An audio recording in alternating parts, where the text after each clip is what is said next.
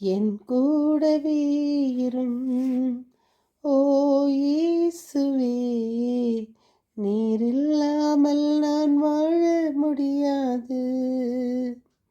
என் பக்கத்திலே இரும் ஓ இயேசுவே, எனக்கு எல்லாமே நீங்க தானப்பா. வியாதியின் நேரத்தில் வைத்தியரானீரே, சோதனை நேரத்தில் நண்பரானீரே. வியாதியின் நேரத்தில் வைத்தியரானீரே, சோதனை நேரத்தில் நண்பரானீரே. என் வைத்தியரும் நீரே, என் நண்பனும் நீரே, எனக்கு எல்லாமே நீங்க தானப்பா. என் வைத்தியரும் நீரே, என் நண்பரும் நீரே, எனக்கு எல்லாமே நீங்க தானப்பா. கூடவே இரும் ஓ இயேசுவே, நீர் இல்லாமல் நான் வாழ முடியாது. ஆம், இன்று 4/7/24 இருக்கிறோம். இயேசு இல்லாமல் நம்மளால் ஒரு செகண்ட் கூட வாழ முடியாது. இன்றைய தூய நற்செய்தி சொல்வது மத்தேயு 9:1-8. இயேசு அவர்களுடைய நம்பிக்கையை கண்டு முடக்குவாதமுற்றவரிடம், மகனே, துணிவோடு எழுந்து நட, உன் பாவங்கள் மன்னிக்கப்பட்டன என்றார். மண்ணுலகில் பாவங்களை மன்னிக்க மானிட மகனுக்கு அதிகாரம் உண்டு என்பதை நீங்கள் அறிந்து கொள்ள வேண்டும் என்றார். இத்தகைய அதிகாரத்தை மனிதருக்கு அளித்த கடவுளை போற்றி புகழ்ந்தனர். நாம் ஆவியானவர் நமக்குள் செயலாற்றி கொண்டு வருகிறார். அன்னை மரியா நம்மை இயேசுவின் பின் கைப்பிடித்து நடத்தி செல்கின்றார். நாம் தொடரும் சங்கீத தொடர்ச்சி 31:7-8-9. உமது பேரன்பில் நான் களி கூறுவேன், அக்களிப்பேன். என் துன்பத்தை நீர் பார்த்திருக்கின்றீர், என் இக்கட்டுகளையும் நீர் அறிந்துள்ளீர்.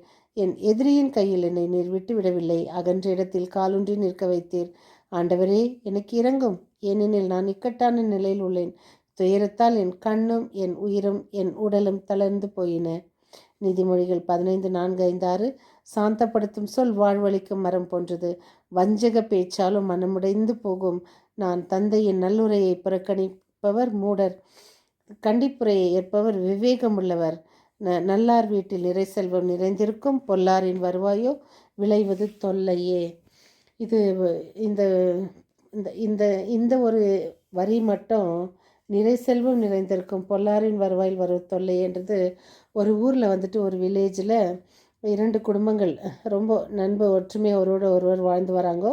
அதில் ஒரு குடும்பம் வந்துட்டு எப்போவுமே நல்ல நீதி நேர்மையோட கணவன் மனைவி ஒற்றுமையாக அவங்க எது இருந்தாலும் சேர்ந்து செய்கிறது, சேர்ந்து பண்ணுறது, இது போல் வாழறாங்க. இன்னொரு குடும்பத்தில் வந்து கணவன் வந்து எந்த பேச்சும் கேட்க மாட்டான், எந்த ஒரு இதையோ சொல்கிறதையும் மனைவி சொல்கிறதை கேட்க மாட்டான், ஹெல்ப் பண்ண மாட்டான், செய்ய மாட்டான், மனைவி மட்டும் கஷ்டப்படும். அப்போ ஒரு நாள் அது சொல்கிறது, பாருங்கள், உங்கள் நண்பரும் நீங்களும் ஒன்றா தான் எல்லாமே செய்கிறீங்க, நீங்கள் வேலை செய்கிறது எல்லாமே, ஆனால் உங்கள் நண்பர் மட்டும் பாருங்கள் இவ்வளோ நல்லவராக இருக்காருன்னும்போது இவனுக்கு ஒரு வித சந்தேகம் வருது ஒரு நாள். அப்போ ஒரு நாள் இவன் ஆஃபீஸ்லேருந்து வெளியே போகும்போது அவங்க மனைவி வந்து அந்த நண்பனோட வண்டியில் போயிட்டுருக்கு. இவனுக்கு பார்த்த உடனே ஷாக்கு முடியல, அப்படியே பதறி அவனுடைய மனசாட்சி பேசுது, பார்த்தியா உன் மனைவி இன்னொருவோடு போகிறா அப்படின்ட்டுன்னு. இல்லை மனைவி அப்படி செய்ய மாட்டான்னு இன்னொரு மனசாட்சி. அதனால் இருந்த போதிலும் அவன் என்ன பண்ணுறான், ஒரு ஃபோன் பண்ணி வீட்டுக்கு கேட்குறான். வீட்டில் ஆள் இல்லை, பக்கத்தில் கேட்குறான், இல்லை. ஆனால் வீட்டுக்கு வந்து பார்க்கும்போது பார்த்தா அவங்க மனைவி அழுது உட்காந்துக்கிறான். என்னென்னா, குழந்தை ஹாஸ்பிட்டலில் இருக்குது, நான் உங்களுக்கு ஃபோன் பண்ணேன், நீங்கள் எடுக்கல, உங்கள் நண்பர் தான் என்னை கூட்டிகிட்டு போனார் அப்படின்னு நடந்த அத்தனையும் உண்மையை சொல்கிறான். ஆனால் இவனுடைய அந்த தவறான பாதை, இவன் தவறான பாதையில் நிற்கிறான். அவள் ஒரு பொண்ணு இவனுக்கு ஃபோன் பண்ணிவிட்டு ஏன் இன்றைக்கி வரலன்னு கேட்கும்போது அவன் சொல்கிறான், என்னுடைய குழந்தை ஹாஸ்பிட்டலில் இருக்குது, நான் ஆஃபீஸ்லேருந்து அப்படியே போயிட்டேன். பார்த்திங்களா, தான் செய்கிற தவிர இன்னொருவர் மேல் சுமத்தி அந்த ஒரு இவன் சரியில்லை, தான் திருடன் பக்கத்து வீட்டுக்காரன் நம்புறதில்லைன்ற மாதிரி இவன் வந்து இவனுடைய தவறை மறைக்கிறதுக்காக தன் மனைவியை சந்தேகப்படுறான். அதனால் நம்ம என்ன சம்பாரித்தாலும் கணவன் மனைவி ஒற்றுமை இல்லைன்னா, நல்லார் வீட்டில் நிறை செல்வம் நிறைந்திருக்கும், பொல்லாரின் வருவாய் விளைவது தொல்லையே. அவன் எல்லா நாளும் தொல்லையிலே தான் இருப்பான். ஏன்னா அவனுடைய மனசு, அவனுடைய நடத்த நேர்மை இல்லை. இதோ நாம் இயேசுவின் பின் செல்வோம், இயேசுவோடு வாழ்வோம், அன்னை மரியின் கரம் பிடிப்போம், நற்செய்தி வாசிப்போம், விவிலியத்தில் நாம் ஆண்டவரோடு பயணிப்போம், அன்னை மரியாளுக்காக தினம் ஜெபமாலை செய்வோம். ஒருவரோடு ஒருவர் அன்போடு இருப்போம். பகைமை மன்னித்து வாழ முயற்சி செய்வோம். மீண்டும் சந்திக்கும் வரை உங்கள் அன்பு தோழி.